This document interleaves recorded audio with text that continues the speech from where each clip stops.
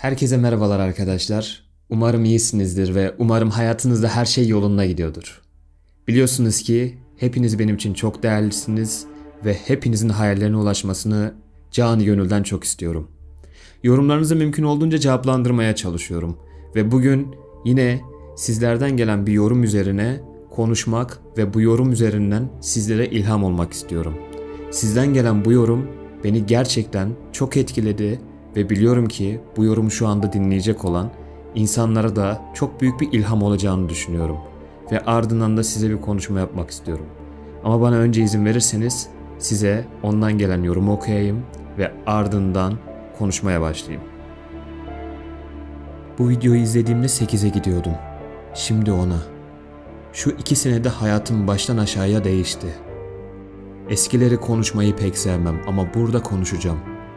Büyük bir hevesle başlamış olduğum bu sınav yolculuğunu büyük bir hüsranla bitirdim. Fen lisesine kesin gider gözüyle bakılan ben, dandik bir sınavı kazanamadım. Sınavda nasıl sorular çıkabileceğini daha önce de görmüştüm. Diğerleri ne yaptı bilmiyorum. Kontenjanlar dolduğuna göre kazananlar olmuş işte. Bütün gün biten enerjimi ben bu videoyla toplamaya çalışıyordum belki de. Yolun sonunun aydınlık olduğunu kendime inandırmaya çalışıyordum. Biraz daha dayan. 2 ay sonra bütün bu emeklerinin karşılığını alacaksın. Dayan, sabret. Bu sınavı kendi içimde hayat memat meselesine dönüştürmüştüm bir nevi. Güzel sonuçlar da alıyordum aslında.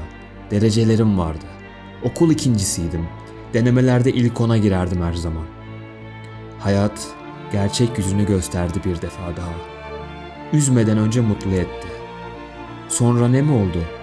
Ölüm olmadı ama daha kötüsü oldu. Hayal kırıklığına uğradım. Uğrattım. Annemi, babamı söylemeseler bile çok üzdüm. Görüyorum, gittiğim yollar, geçtiğim sokaklar bir daha aynı gelmedi bana. Aynadaki ben değildim artık. Güçlü bir benden korkak bir bene dönüşmüştüm. Sahi, nasıl bir anda bu kadar değişmiştim? Kendimi her toplamaya çalıştığımda bir defa daha yıkıldım. Unutmaya çalıştığım her şey teker teker gün yüzüne tekrar çıktı. Aynı bu video gibi. Hep annemle babamdan içlerinden gelen olsun, canın sağ olsun laflarını duymak isterdim. O zaman, o an her şeyi unutur, her şeye yeniden başlardım. Razıydım buna. Evet söylediler. Ama bunları arkasında dile getirmeseler bile biz sana güvenmiştik sözleri yankılandı yüzlerce defa kulağımda. Ve ben bunun üzerine binlerce defa daha yıkıldım. Anne, baba, ben hala eski evinizin neşesiyim. Sadece bazı şeyleri kaldıramadım ve altında kaldım. Biraz da neşem gitti. Ama ben hala eski benim. Tanıyorsunuz beni. Yabancıymışım gibi bakmayın gözlerime. Sonra böyle oldu işte. Çocuk dağa taşa anlatmaya başladı derdini. Defter sayfalarından medet umdu. Kendisine hep teselli aradı ama bulamadı. Omzumdaki yük vicdanıma ağır geliyor ve ezilip kalıyorum. Eğer geri dönmek mümkün olsaydı ömrümün yarısını vermeye hazırdım. Böyle bir tutkuydu benimki de işte. Artık yavaş yavaş duygularımı kaybediyorum. Daha umursamaz oluyorum, daha sert. Hissizleşiyorum. Buz gibiyim artık. Soğuk ve erimeye her an hazır. Ne yapalım? Elinden geleni yap, gerisini Allah'a bırak diye öğretildi bize. Buymuş hayırlısı. Fazla kurcalanmaması gerekiyor. Ama insan düşünmeden de edemiyor işte. Bu yolculuğu hak eden kazansın diye girmiştik. Hak etmiyormuşuz demek ki. Elbet bir gün bu felaket bitecek, fırtına durulacak. Umarım o gün geldiğinde hala hevesim ve isteğim yerimde kalmış olur. Kaderimiz böyleymiş. Canım arkadaşım. Bu yorumu Yaren Pelin yazmış. Arkadaşlar, bu hayatta bir insanın başına gelebilecek en kötü şey hayal kırıklığıdır. Ve hayal kırıklığı gerçekten de çok zor. Yani şu anda Yaren'i çok iyi anlıyorum ve aslında şu anda baktığımız zaman çoğumuzun da sorunu bu. Etrafındaki insanları hayal kırıklığına uğratmamaya çalışıyorsun. Kendine hayal kırıklığına uğratmamaya çalışıyorsun. Büyük hayaller kuruyorsun. Büyük şeyler istiyorsun. Seni tebrik ediyorum. Büyük şeyler istediğin için, büyük şeyler mücadelesini verdiğin için. Bu yolda her zaman engeller çıkacak. Her zaman zorluklar çıkacak. Bazen bu yollarda başarısız olacaksın. Yere düşeceksin. Bazen gitmek istediğin yoldan gidemeyeceksin. Başka yollara sapman gerekecek. Tıpkı Yaren gibi. Şu anda Yaren istediği liseyi kazanamamış ve istemediği bir lisede. Bu senin de başına gelebilir. Benim de başıma gelebilir. Ama size verebileceğim en büyük tavsiye, hayat size her zaman ne kadar kötü bir duruma düşerseniz düşün, muhakkak hayat size her zaman bir kapı açacak. Kendinizden, inandığınız şeylerden asla vazgeçmeyin.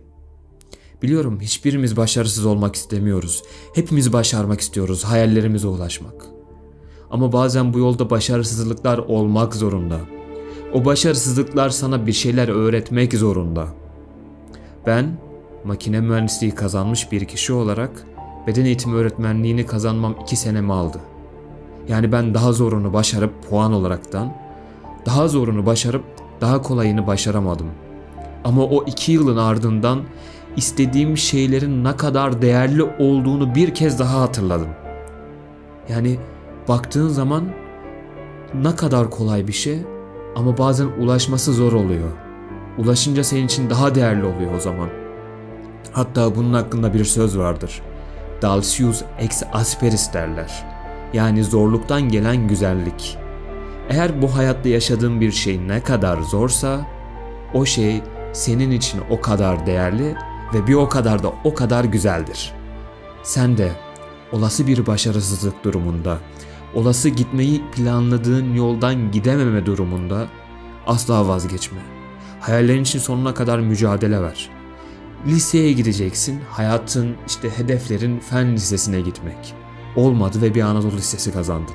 Çok çalışmıştın oysa ki ama demek ki bir başkasının hakkıymış. Başkası kazandı. Sınava o kadar çalışmana rağmen stres kontrolü yapamadın ki o da sınavın bir aşamasıdır benim gözümde.